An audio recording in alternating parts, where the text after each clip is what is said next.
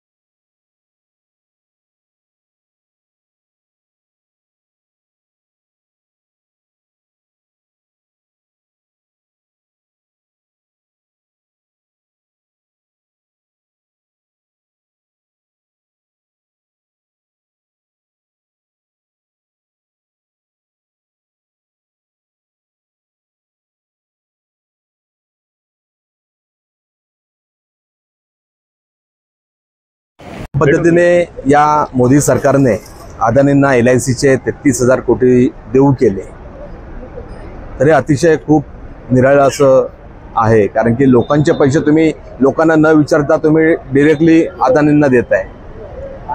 अमेरिकेच्या काही संस्थांनी टोटल या सर्व देशातील संस्थांनी म्हणायला लागेल, फक्त अमेरिका घेऊन चालणार नाही, यांनी अदानीला पैसे देणं बंद केलं, अदानींना कर्ज देणं बंद केलं.